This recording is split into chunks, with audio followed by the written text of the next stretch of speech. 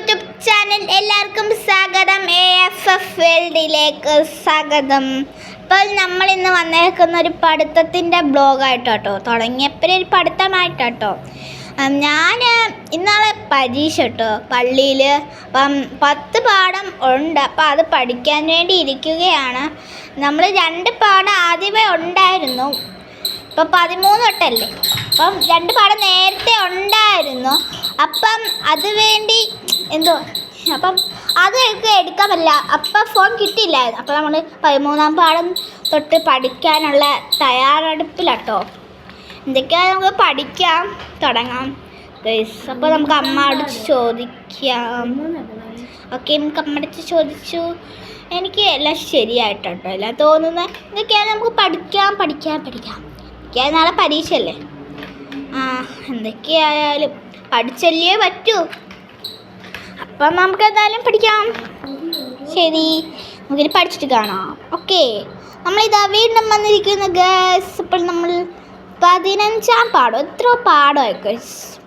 14-ാം പാഠം, 15-ാം പാഠം. ഇത് എത്ര പാഠം എനിക്ക് അറിഞ്ഞൂടെ ഗൈസ്. കാരണം ഞാൻ അത്രയും നോക്കാറില്ല. ഞാൻ ഓരോ പാഠം പെട്ടെന്ന് പഠിച്ച് അങ്ങ് പോകും. എനിക്ക് എത്ര പാഠമൊന്നും അറിയത്തില്ല. നമുക്ക് നോക്കാം എത്ര പാഠമാണെന്ന്. ഇതൊക്കെയായാലും സിമ്പിളായിരിക്കും, പക്ഷെ പാടാൻ സിമ്പിളാണ്. അപ്പോൾ ഇത് 15-ാം പാഠം ഗൈസ്. 15-ാം പാഠം സിമ്പിളായിരിക്കും, അല്ലെങ്കിൽ പാടായിരിക്കും. ഞാൻ ഇതോട്ട് നോക്കിയിട്ടില്ല. അപ്പം നമ്മൾ ഇച്ചിരി ബാക്കിലോട്ടാണ് എഴുതിയേക്കുന്നത്. കാരണം ഇതെന്താ, എനിക്ക് സ്ഥലമില്ലായിരുന്നു ഗൈസ്. കണ്ടോ ഇതൊക്കെയായാലും ഒരു വലിയ ചാപ്റ്ററായി പോയി. എന്തൊക്കെയായാലും ഇനി 16 ഉണ്ട്, 17 ഉണ്ട്, 18 ഉണ്ട്, 19 ഉണ്ട്, 20 ഉണ്ട്. 5 പാഠം ഗൈസ്. ഇതൊക്കെയായാലും നമുക്ക് പഠിക്കാം. അപ്പം ഇതൊക്കെ പഠിക്കുന്നതിന് മുമ്പ് എനിക്ക് എന്തോ പോലെ ഗൈസ്. ഹലോ, നമുക്ക് പഠിക്കാൻ തുടങ്ങാം. നമ്മൾ ഹറാമൊക്കെയാണ് കേട്ടോ, ഇബാദത്താണ്. അതൊക്കെ നമ്മളിങ്ങനെ പറയാറുണ്ട്.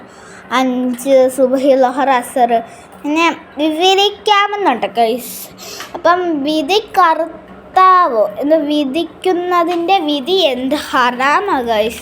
അപ്പോൾ മുസ്ലിം ആണെങ്കിൽ ഏറ്റവും ശ്രദ്ധിക്കേണ്ട ഒരു കാര്യം കേട്ടോ.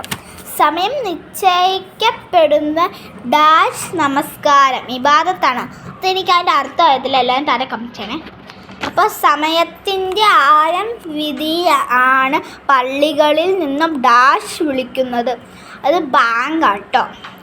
ഓരോ നമസ്കാരത്തിൻ്റെയും സമയം വിവരിക്കാം. സുബഹി പ്രഭാതം മുതൽ ഒരു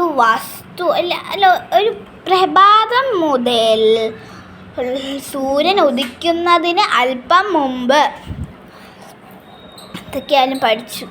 നമുക്ക് ളുഹർ നോക്കാം. സൂര്യൻ മധ്യത്തിൽ നിന്നും നീങ്ങിയത് മുതൽ ഒരു വസ്തുവിൻ്റെ നിഴൽ ഇരുട്ടിയാകുന്നത് വരെ. അപ്പോൾ ഗൈസ് നമുക്ക് അസർ നോക്കാം. അസറൊക്കെ എവിടെയോ ഞാൻ എഴുതി വെച്ചേക്കട്ടോ.